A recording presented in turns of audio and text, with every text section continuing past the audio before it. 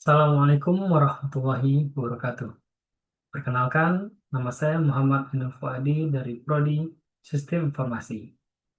Nah, kali ini saya akan mencoba menjelaskan tentang sebuah tema dari mata kuliah umum Estetika Humanisme, yang mana pada kali ini saya akan mencoba mengupas sebuah tema tentang emotional intelligence. Nah, coba kita bayangkan pada suatu peristiwa ketika kita sedang dalam rapat penting. Tiba-tiba, seseorang yang berlawanan atau yang sering berdebat dengan kita, tiba-tiba seseorang mengkritik idemu secara terbuka dengan nada yang agak keras. Dadamu sesak, wajahmu memanas. Pada saat itu, kita punya dua pilihan. Yang pertama, bereaksi dengan marah dan defensif, atau menarik napas dalam-dalam, tetap tenang, berpikir, memikirkan apa yang akan kita sampaikan, kemudian menjawab dengan elegan. Apa yang membedakan kedua respon itu? Bukan IQ, tapi sesuatu yang lebih dalam, yaitu emotional intelligence atau EQ.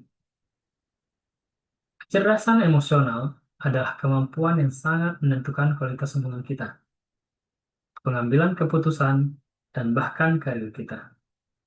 Nah, dalam video ini, kita akan mencoba mengupas tuntas apa itu emotional intelligence, kenapa ia sangat penting, dan yang paling menarik, bagaimana kita bisa melatihnya dalam kehidupan sehari-hari agar kita bisa mengontrol emotional intelligence kita. Lanjut pada segmen yang pertama, apa itu emotional intelligence?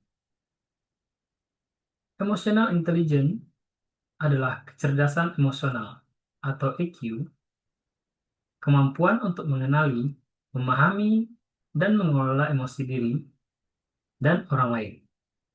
Istilah ini pertama kali populer pada tahun 1995 lewat buku fenomenal karya Daniel Goleman yang berjudul Emotional Intelligence: Why It Can Matter More Than IQ.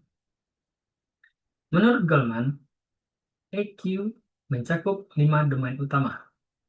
Yang pertama, self-awareness, menyadari emosi yang sedang kita rasakan.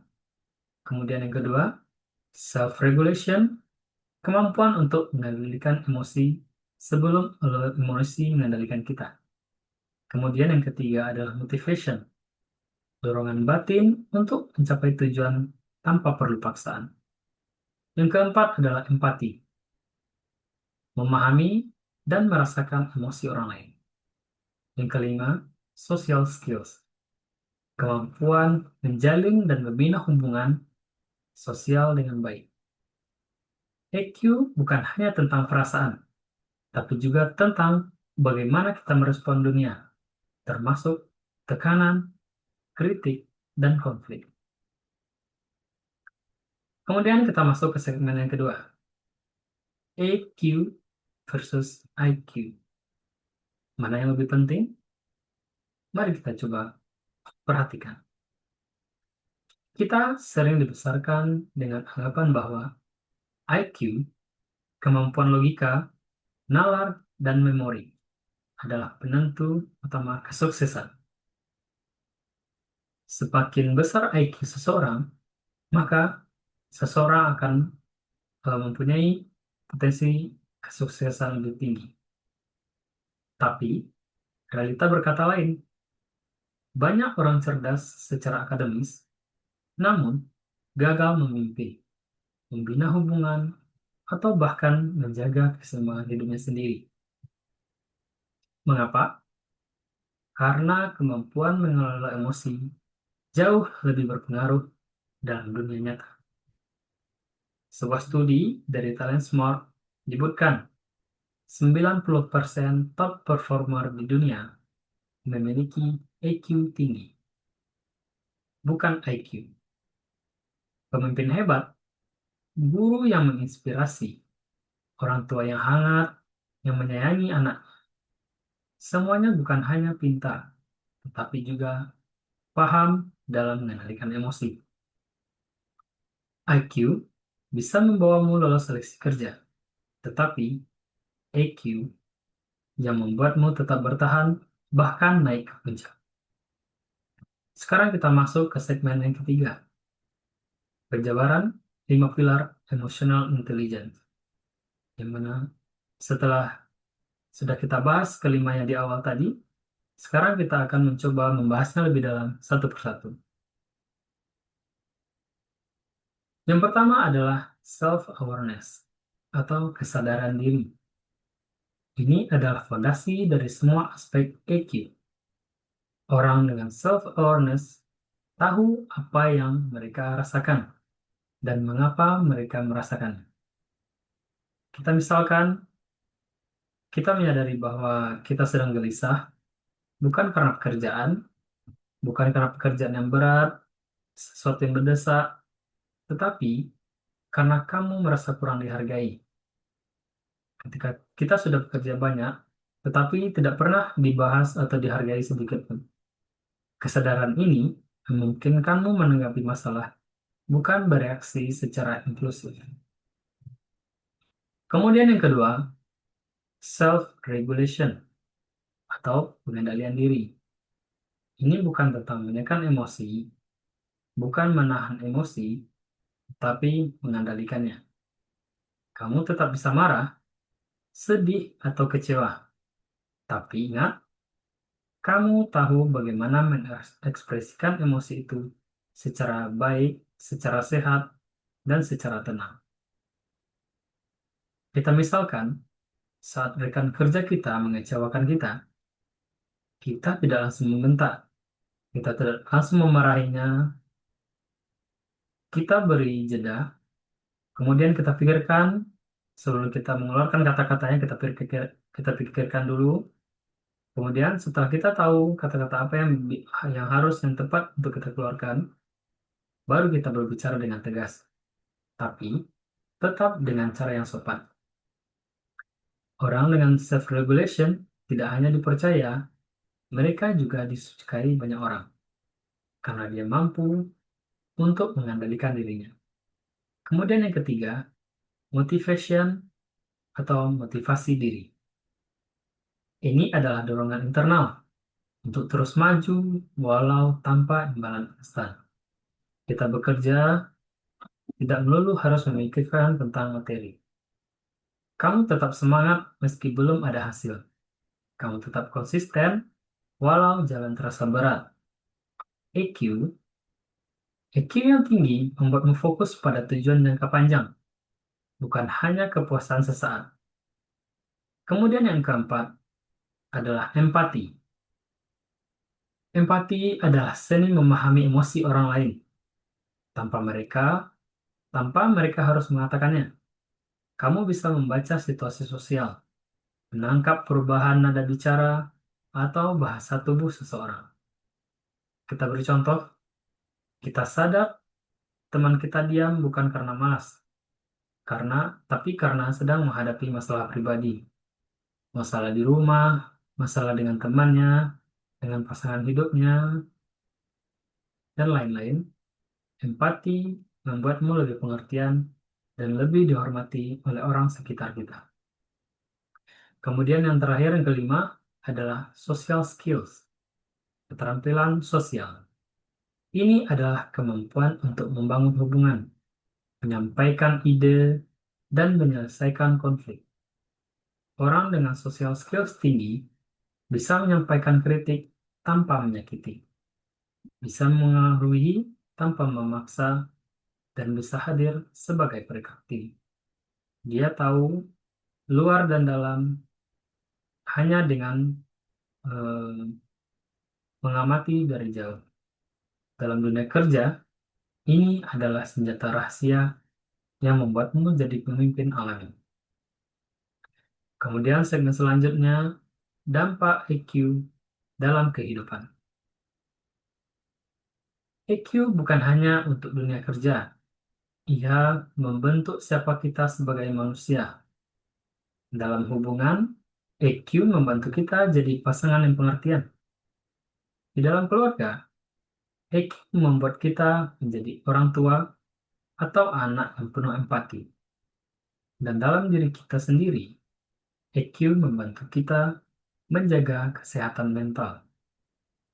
Di mana kita lihat pada zaman sekarang ini, sangat banyak orang yang kesehatan mentalnya terganggu. Orang banyak menyebut bahwa Gen Z atau Gen Alpha itu sangat gampang eh, mentalnya terganggu. Itu adalah satu satu bukti bahwa EQ-nya masih rendah dan harus dilatih. EQ membuat kita lebih kuat, tapi bukan dengan menekan emosi, melainkan dengan mengenali dan menerima emosi itu.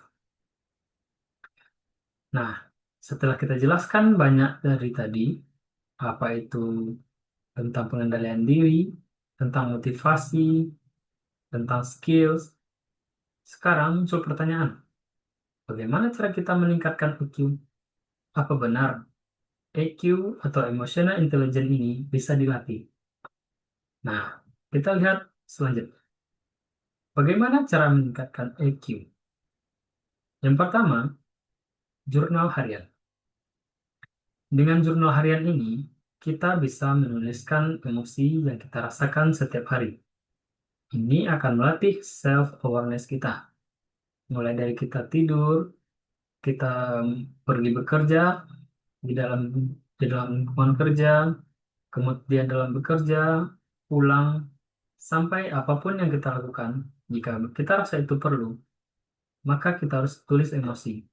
Kita bertemu dengan siapa, perasaan apa, atau emosi apa yang kita rasakan, coba kita tulis. Dan ini akan melatih self-awareness kita. Kemudian yang kedua, berlatih jeda. Sebelum bereaksi, tarik nafas, hitung sampai 5. Sebelum melakukan apapun, hitung sampai 5.